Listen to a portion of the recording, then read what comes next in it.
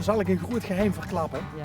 Heb ik nog nooit gezegd in de ruim 1600 aflevering van Onderweg, maar ons mam is een echt Venlo's meisje. Echt hoor. Meentje moet ik dan zeggen. Ja, Meentje. ik ben ook een echt Venlo's meisje. Ja, Ik ben Venlo geboren.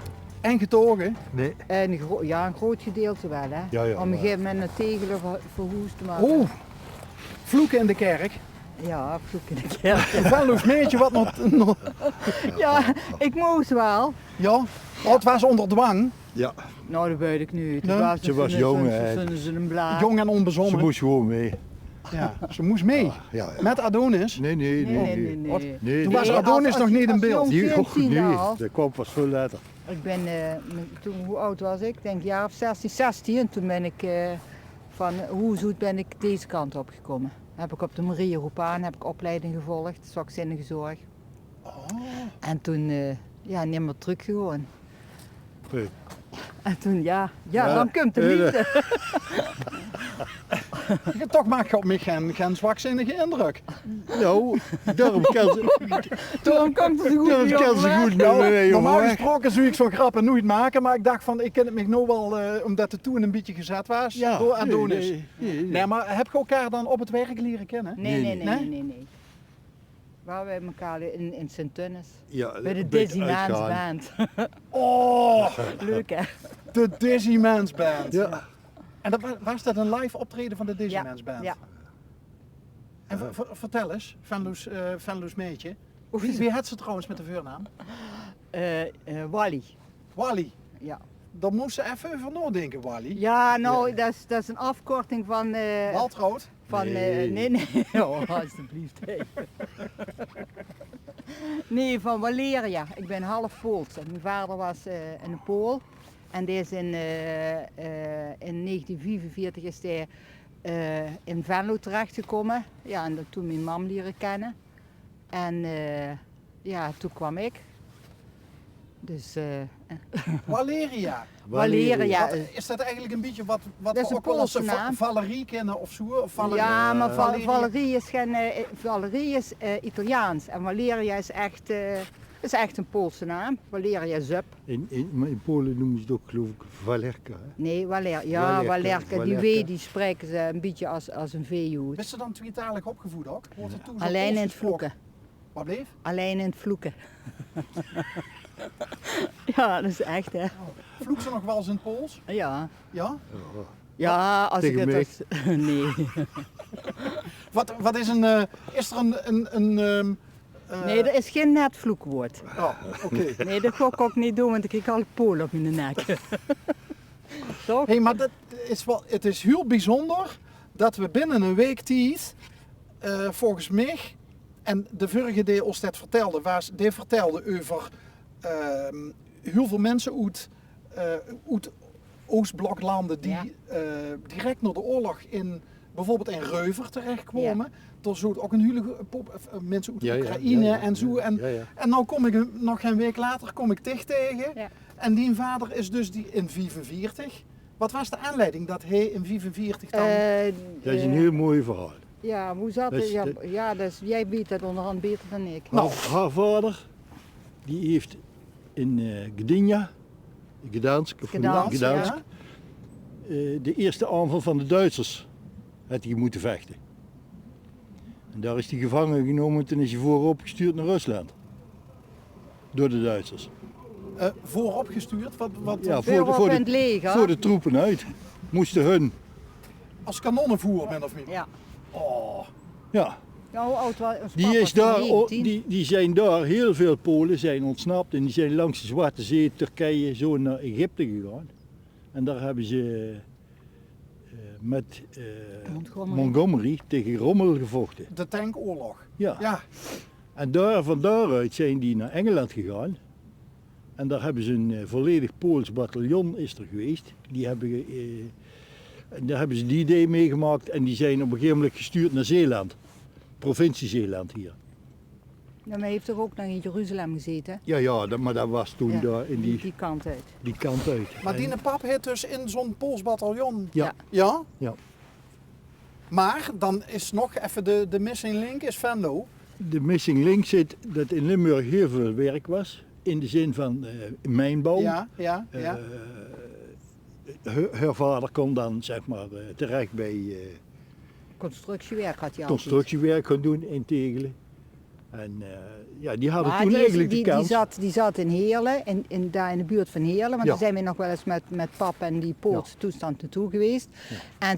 En wat ik ooit gelezen heb via een kaart, dat een van die Polen, die zaten allemaal in kosthuizen. Je had een kosthuis bij iemand in de kost. En toen heeft een van die Polen toen naar richting Venlo van door en door woont een heel leuk Limburgs Venlo's meidje. En dat is misschien iets voor tegen. Maar dat werd dus maar natuurlijk gelukkig niet. Maar dat is dus kaarten die ik ooit ergens heb liggen schuimen toes. En die gevonden. En toen is dus pap, in Venlo zaten ook meerdere Polen, die hadden er ook altijd de Poolse mes. En die is toen in Venlo terechtgekomen. Ja. En ergens denk ik, toen werkte die bij Helmes in Tegelen, constructiebedrijf. En door, toen op een gegeven moment heeft ons mam leren kennen. En toen was het, ik denk liefde op het eerste gezicht. Vrij kort daarna werd ik geboren. Jippie-jee. Dus, Jippie-jee. Nog eens Wally dan. Ja, dat is toch geweldig. Daar dan, door is ze. Daar is ze, ja.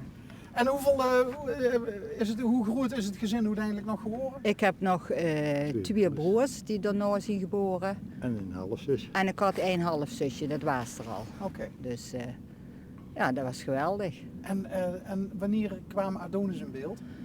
Ja, hoe oud was ik? Ik denk net 19.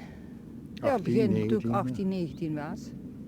En nu zien we de leeftijd. Ja, hoe lang zijn we nu bij elkaar? Al heel lang. Wow.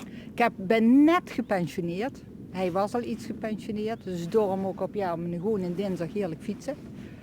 Ja, maar dit is toch gewoon...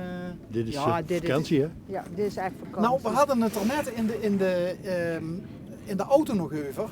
En toen maakte geluidsman Frank een, vond ik, zeer terechte opmerking. Wat er een beetje op neerkwam, Frank, correct me if I'm wrong, ik doe het even vrij vertalen. Allee. Wat een gezeur ook nou over niks eigenlijk. Hè. Er zijn genoeg dingen die we nog kunnen doen. Ja. Er moest eigenlijk even een andere bril opzetten. Ja, ik had van de week op internet een filmpje van iemand. En die zei ook van, degene voor jullie, die hebben de oorlog meegemaakt. Ja. Oftewel de eerste of de tweede of de hongersnood, winter of... En niemand heeft ooit geklaagd. Iedereen is gewoon doorgegaan. En als je nou de jeugd, alhoewel ik het wel snap voor de puber, die willen nou leven. Ja, die hebben het zwaar. Ja, maar dat staat tegenover. Ze hebben eigenlijk helemaal niks te klagen. Hè. Ze kunnen alles hebben, internet, ze hebben... Ja, maar kijk, ja. Noem het maar op. En dan zeggen we, wij zijn gewoon aan het genieten. We zitten een beetje rondfietsen en het Maas Kijk, kijken. voorheen ging ze dan een cafeetje of weet ik wel, deze tas koffie drinken. Maar nu kijkt ze koffie to go, voet in de remmen en dan pakt ze dicht een kopje koffie. Of neemt ze wat een koek mee en noem maar op. Wally, die is nou net gepensioneerd. Ja. Hoe bevalt het? 95% goed en 4% minder goed. Nee, ik ben altijd juf geweest op een basisschool en ik realiseer me dat ik het werken met die kinderen, die voldoening dooruit, dat mis ik. Mevrouw, mag ik zo meteen even iets vragen? Mag dat? Ja, heb je 5 minuutjes nog? Oké, wacht heel even dan. Kijk. Ja, want dat hebben we nog nooit gedaan. Even tackelen tijdens een opname waarvan ik me afvroeg van, dat koos ook wel eens een interessant verhaal zien. Maar dat ziet je dan een andere keer op L1. 95% bevalt wel, 4% niet. Heeft dat iets te maken misschien met het feit dat ze geen afscheid heeft gehad? Jawel, ik heb een geweldig afscheid gehad. Ja? Werkelijk waar. Er is eventjes geweest van dat niks zou doorgaan. Ja? En wij zijn een Jeneplanschool. Dat betekent 3 klassen bij elkaar, zeg maar groep 1, 2 bij elkaar, 3, 4, 5 en 6, 7, 8. Nou, die hebben een echt fantastisch, geweldig afscheid hebben gehad. Dat had ik me gar niet kunnen bedenken. Dus ondanks de coronatijd, want we waren weer net aan het werk, mochten weer net werken met de kinderen. En toen zijn we voor de grote vakantie afscheid genomen. Ja, dat was geweldig, vind ik. Ja, dat was groot echt feest. geweldig. Heeft ze een treunke moeten loten? Wel meerdere. Ja? Ja, wel meer. En als ik nou naar mijn dochter had een filmpje opgenomen, als ik door nog terugkreeg, dan zie ze toch weer andere dingen. En dan, ja, dat was echt helemaal super.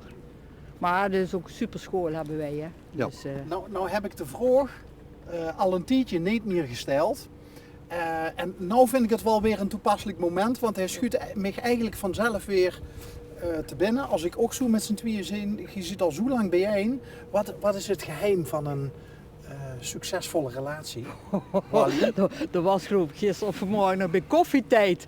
Bij, hoe heet die, Frans Bauer en Mariska zijn vandaag 12,5 jaar getrouwd. Wat is jullie geheim? Ja, Een goede Chinees in de buurt, denk ik, zei Frans. Of dat niet? zei hij, ja.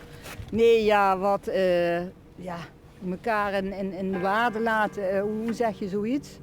Jij hebt jouw ding altijd kunnen doen, ik kan mijn ding doen. We hebben elkaar gesteund in dik en dun. We hebben heel veel dingen meegemaakt. Nooit twijfelen aan elkaar. Nee.